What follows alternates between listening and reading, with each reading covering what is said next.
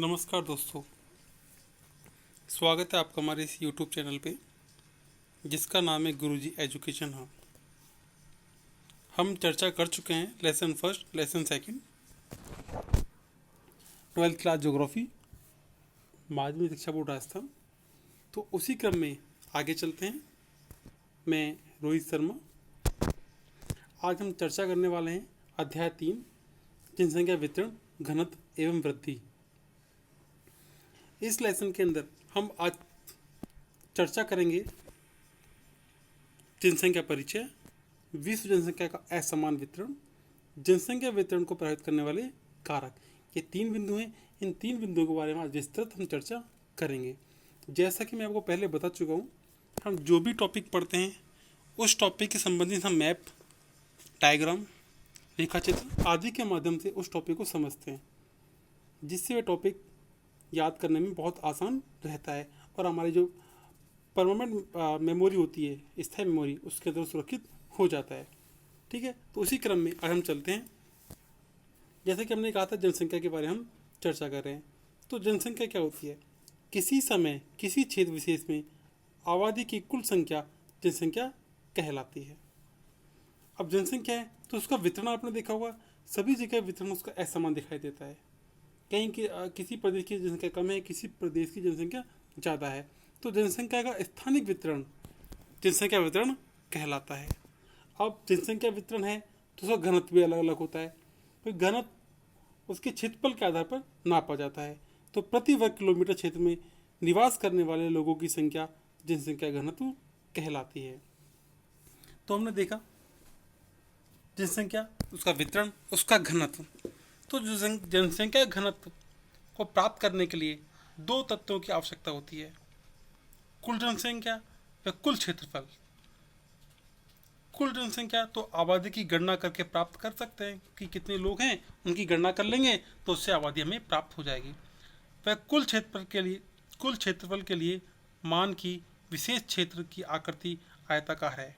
माना कि हमें क्या मालूम करना है? क्षेत्रफल। तो माना कि उसकी आकृति कैसी है? आयताकार है।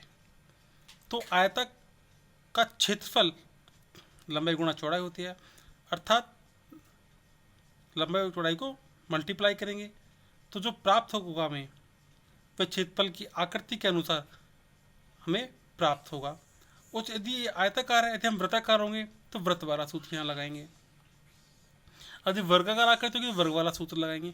तो कहने का मतलब यही है कि जनसंख्या का घनत्व प्राप्त करने के लिए हमें एक तो आबादी की मालूम होनी चाहिए। और आबादी हम कैसे मालूम करेंगे? लोगों को गिन कर उनकी आबादी मालूम चल जाएगी। परंतु घनत्व निकालने के लिए हम उस एरिया को चेक करते हैं कि उस एरिया की आकृति कैसी है। यदि उसकी आकृति वर्गाकार तो वर्ग का सूत्र लगा के उसका क्षेत्रफल हम निकालते हैं। यदि उसकी आकृति आयताकार है तो आयत का क्षेत्रफल निकाल के उसका क्षेत्रफल निकालते हैं, सूत्र लगा के उसका क्षेत्रफल निकालते हैं। यदि उसकी आकृति वर्ग का कार है तो वर्ग का जो गणित का सूत्र है, वर्ग का क्षेत्रफल ज्ञात करने का, उसका सूत्र लगाकर हम उसका क्षेत्रफल मालूम करते हैं। जैसे आकृति आयताकार है तो क्षेत्रफल लंबाई गुणा चौड़ाई होगा उसका। ठीक है, अब घनत्व मालूम करना होता है तो हम क्या करते हैं, जो कुल जनसंख्या है उसमें कुल क्षेत्रफल का हम भाग दे देते हैं।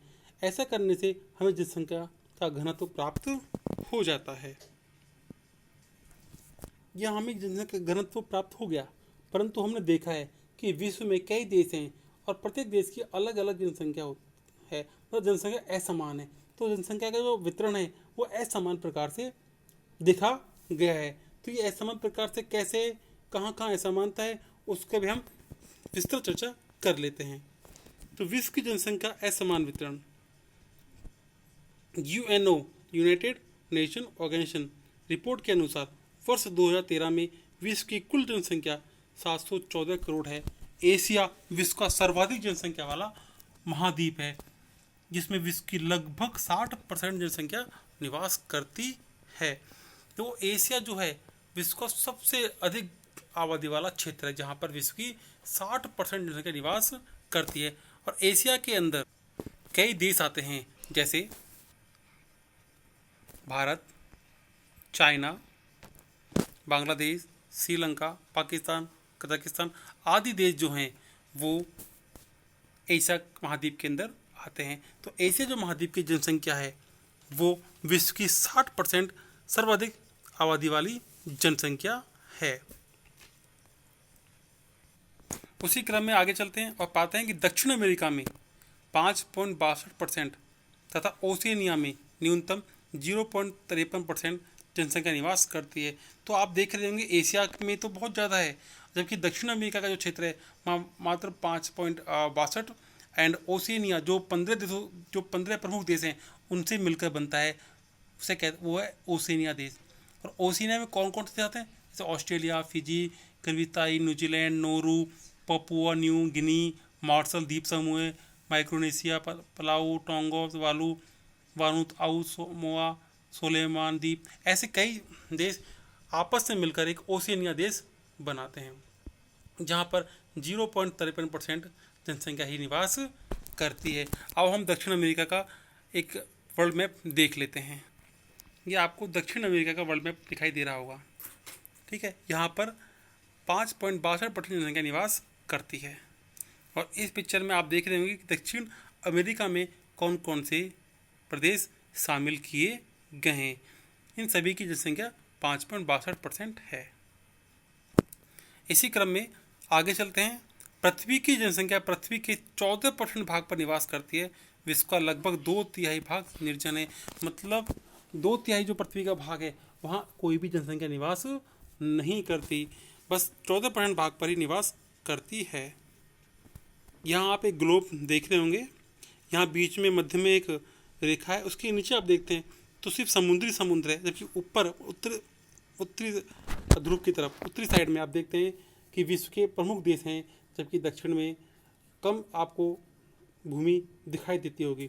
इसीलिए 14% भाग पर ही लोग निवास करते हैं और 2/3 भाग निर्जन है, जिसमें कोई भी मनुष्य निवास नहीं करता। इस वर्ल्ड ग्लोब के माध्यम से भी आप देख सकते हैं बीच में मध्य में एक रेखा है, उसके ऊपर जो दक्षिण उत्तर की तरफ तो प्रमुख देश हैं और नीचे की तरफ समुद्र है और कुछ ही देश यहाँ पर प्रदेश यहाँ पर मिलते हैं जहाँ पर लोग रहते हैं। तो यही देखा गया है कि 90% भूभाग पर मात्र 10% जनसंख्या निवास करती है। विश्व की 85% जनसंख्या उत्तरी गोलार्ध में तथा 15% जनसंख्या दक्षिणी गोलार्ध में निवास करती है। विश्व की 80% जनसंख्या 20 डिग्री एन नॉर्थ से 60 डिग्री एन के मध्य निवास करती है।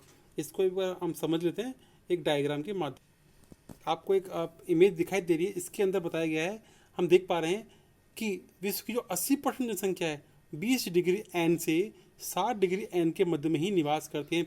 जैसा कि हमने एक मैप पे देखा था, मैप के मध्य में एक रेखा है, उसी प्रकार यहाँ भी एक मध्य में 0 डिग्री की रेखा बनी हुई है।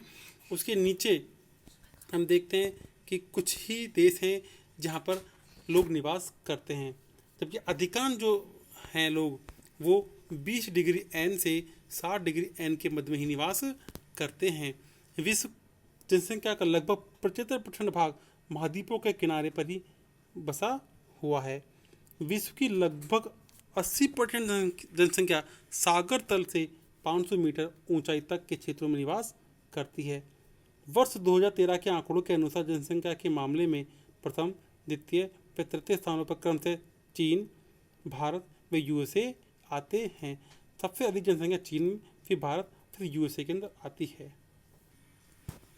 यहाँ हम एक डायग्राम के एक इमेज के माध्यम से देख सकते हैं कि महाद्वीपों के अनुसार सन 2013 के अनुसार कि जनसंख्या का वितरण किस प्रकार अलग अलग है।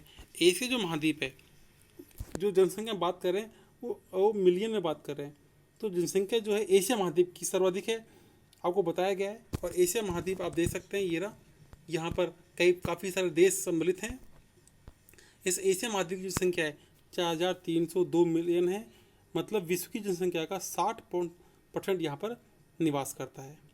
अफ्रीका 1100 15.41, यूरोप 740 10.37%, उत्तरी अमेरिका 557 7.80, दक्षिण अमेरिका 401 5.62, ओशिनिया जिसमें 15 देश शामिल किए गए से मिलकर बनता है 38 मिलियन जनसंख्या है, जो विश्व की सबसे कम है 0.53।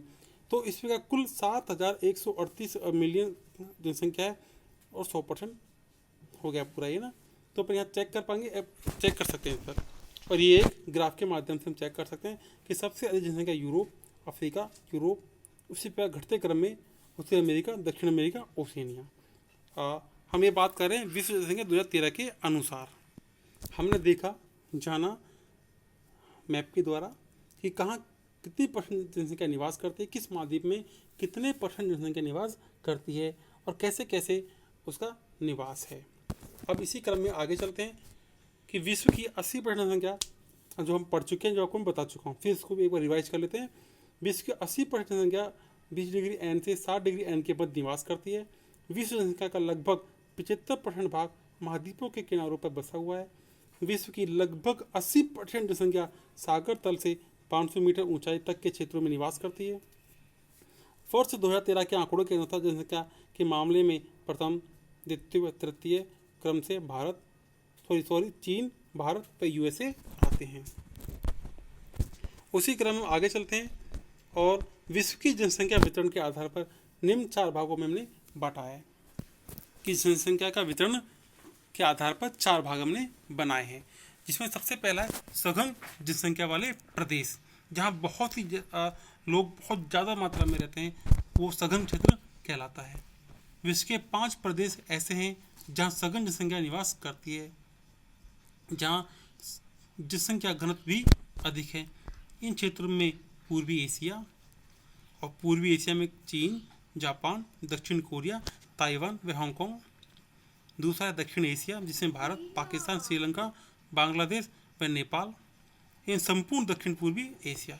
तीसरा है उत्तर पश्चिमी यूरोप, जिसमें आते हैं great Britain, Germany, Holland, Belgium, France, Ireland, Denmark, Spain, Italy. चौथा है पूर्वी व उत्तरी अमेरिका, जिसमें आते हैं उत्तरी पूर्वी संयुक्त राज्य अमेरिका, दक्षिण पूर्वी कनाडा।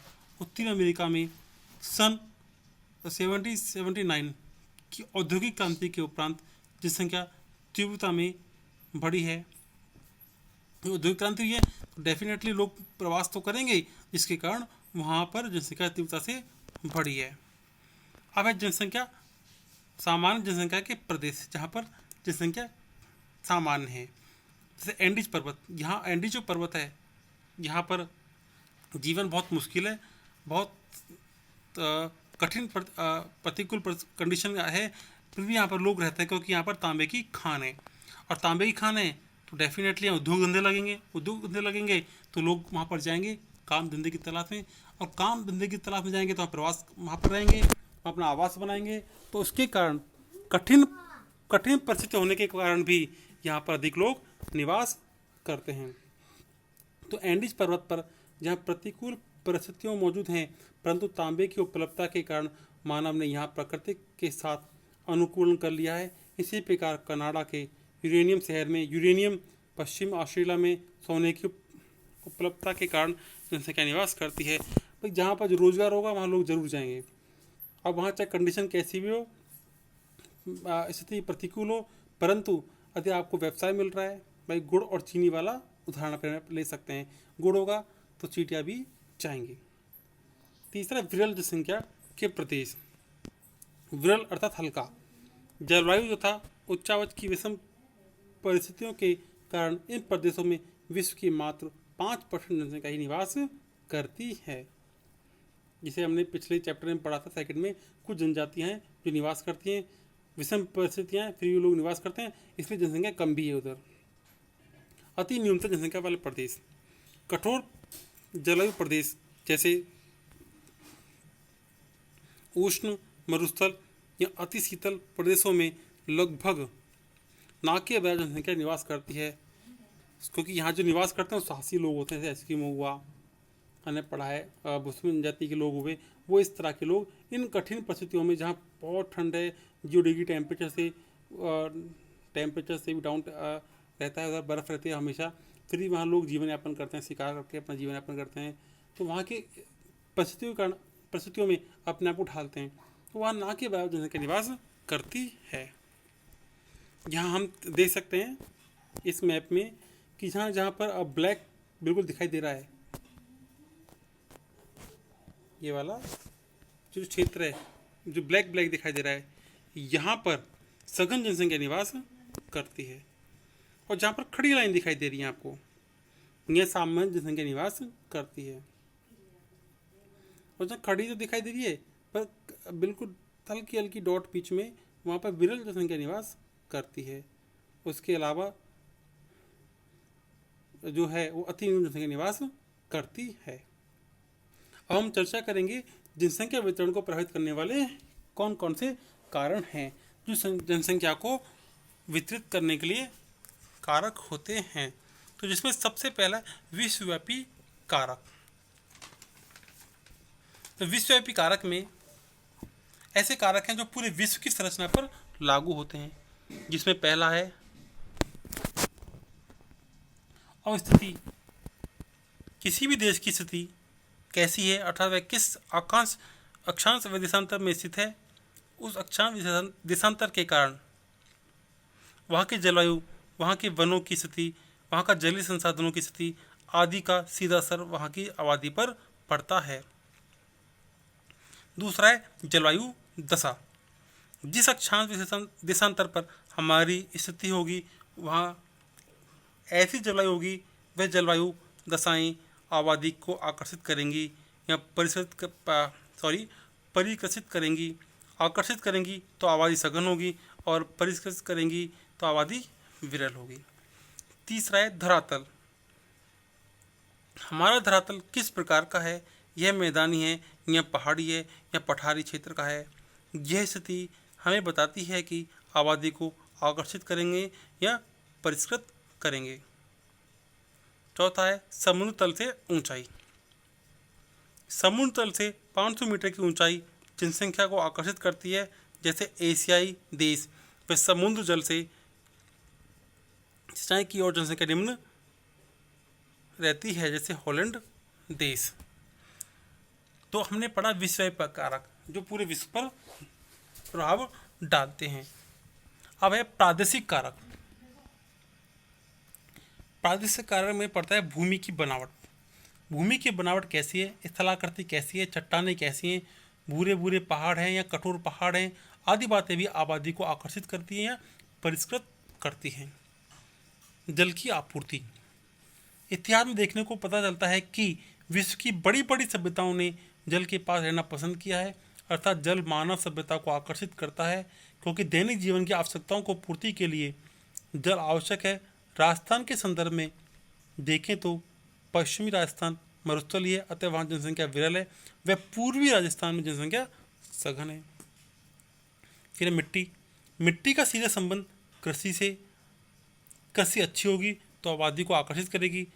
गुड़ व चीनी वाला सिद्धांत यहाँ भी काम करता है। वनस्पति मिट्टी से जुड़ा हुआ सेक्टर है। जैसी मिट्टी होगी वनस्पति वैसी होगी, स्थलाकृति वैसी होगी। वनस्पति अर्थात जैसा भूगोल वैसी जनसंख्या। फिर है खनिज। जहाँ खनिज उत्पन्न होते हैं वहाँ खनन होता है और उद्योग लगते हैं जो आबादी को आकर्षित करते हैं। उसके बाद है शक्ति संसाधन। शक्ति संसाधन के रूप में जल विद्युत